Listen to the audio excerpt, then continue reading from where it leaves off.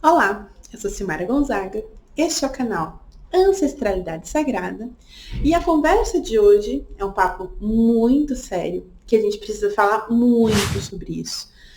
Esse vídeo é só uma provocação para iniciar esse diálogo, mas ele precisa ser muito aprofundado, porque ele tem uma reverberação muito específica, que é sobre o sexo na perspectiva que eu tenho chamado do sexo narcisista.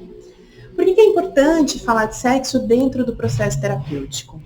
Com algumas pessoas eu tenho trabalhado dentro do processo terapêutico e eu tenho um vídeo aqui no canal, vou deixar na descrição aqui do vídeo de hoje o link para esse vídeo falando sobre uma ferramenta terapêutica específica chamada Roda da Vida. Na Roda da Vida a gente começa a ter um pouco de consciência dos nossos diversos aspectos que estão envolvidos e entrelaçados dentro do nosso desenvolvimento. E a sexualidade é um desses aspectos, o nosso relacionamento íntimo, não só com o nosso próprio corpo e com a nossa própria sexualidade e prazer, mas também como a gente desenvolve e se aproxima dessa relação com o outro. Entendendo que quando a gente pensa sexualidade, e isso envolve uma segunda pessoa, envolve essa segunda pessoa não numa perspectiva narcisista. Envolve essa segunda pessoa necessariamente num aspecto de junção e complementação de forças, energias e potências. Dentro do hinduísmo, ou de uma visão mais indiana, a gente tem essa ideia meio da união, que eles chamam de Shakti e Shiva, falando sobre essa união da energia feminina e masculina dentro de uma perspectiva específica, mas que também a gente pode ampliar isso, por exemplo, por essa união do ânimos e ânima, que seriam forças, e não necessariamente a gente está falando de corpos femininos e masculinos. Não estamos falando disso para não trazer uma questão heteronormativa. Estamos especificamente falando da união de energias. E dentro desse processo das relações, sempre vai ter essa movimentação de encaixe energético.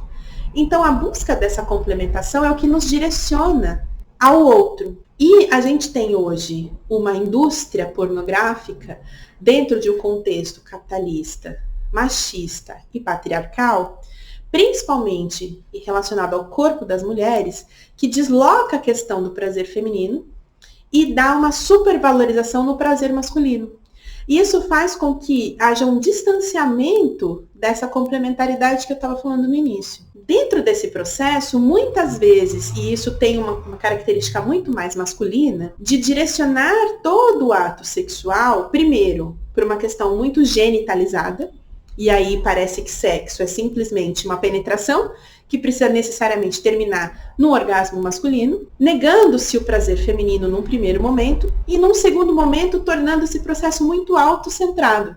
Então eu estou buscando o outro, mas na verdade eu estou preocupado apenas comigo mesmo e com o meu prazer. Então essa é uma visão que está dentro dessa indústria pornográfica, que acaba exagerando esse perfil de ter prazer e acaba negando outros aspectos mais, como que eu posso dizer? Eles não são aspectos acessórios do processo, eles são efetivamente aspectos centrais do processo. Então, às vezes, o que a gente chama de uma característica que parece preliminar, por exemplo, ela pode necessariamente assumir um papel muito central de todo esse movimento. E quando a gente fala desses aspectos que são preliminares, uma vez eu ouvi e achei muito interessante, falando assim, gente, preliminar é você tomar vinho, é você ouvir uma música, é um outro contexto, o que se entende por preliminar. O toque em si, ele já é esse envolvimento. Então é importante falar disso porque a gente precisa fazer uma conexão dessa movimentação de encontro entre corpos nesse movimento. E entendendo que quando eu estou buscando o outro, eu necessariamente preciso deslocar a ideia do meu prazer. E que o meu prazer pode ser, inclusive, ver o outro sentindo prazer. É isso que vai causar uma junção.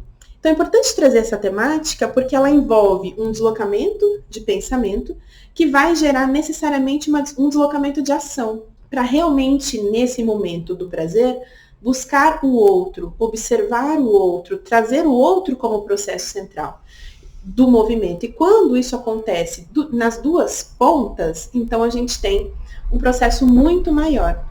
Uma outra coisa que é importante dizer também, que não necessariamente a gente precisa ficar com aquela ideia de que toda relação sexual precisa culminar num orgasmo específico. ou de uma forma específica. O estar com o outro é por si prazeroso. Então, deslocar esses lugares do que é o sexo dessa visão pornográfica, do que é o toque e do que é estar junto, a gente começa então a desmistificar essa relação. Primeiro, de um sexo necessariamente genitalizado. Segundo, de abrir e explorar todos os nossos sentidos. E isso vai dar uma abertura de percepção e também de conexão com o outro. E parar de ter medo do corpo, do seu próprio corpo do outro. E aí eu já fiz várias vezes a indicação, inclusive de um livro que eu acho que vai fazer todo sentido nesse contexto, chamado A Teologia do Prazer. Novamente eu vou fazer a indicação desse livro.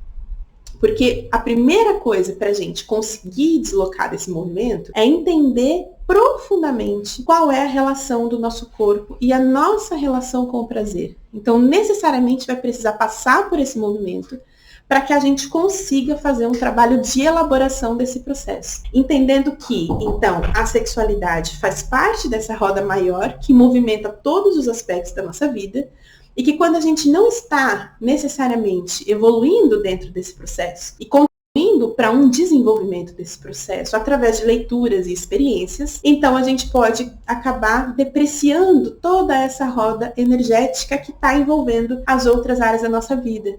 Então não é uma questão acessória que a gente cuida se der tempo ou que a gente vai olhar se der tempo. É realmente uma questão que é necessária. Precisamos olhar para o corpo, precisamos ressignificar a questão de prazer, precisamos ampliar os nossos sentidos para entender que prazer não é só uma questão genitalizada e isso exige um esforço de elaboração, inclusive de repertório. Por isso que sempre eu faço indicações de livros e materiais para que a gente possa aprofundar, porque o desenvolvimento para mudar a nossa percepção e para mudar a nossa ação, vai passar pela formação de um repertório novo, de novas referências que vão nos deslocar para novos lugares de experiência. Então esse é o meu convite para que a gente possa repensar todo esse universo, repensar a nossa postura em relação à aproximação com o outro e um convite realmente de aprofundamento dessa questão, como algo central dentro do processo de elaboração de si. Como eu me conecto com o meu prazer? Como eu me conecto com o meu corpo? O que eu busco quando eu estou buscando me conectar com o meu prazer e com o prazer do outro? Então essas são palavras e perguntas chaves que vão ajudar a gente a aprofundar um pouquinho essa percepção e começar aqui um deslocamento nesse sentido de uma elaboração mais profunda desse assunto. Esse foi o Ancestralidade Sagrada de hoje e eu encontro você no próximo vídeo.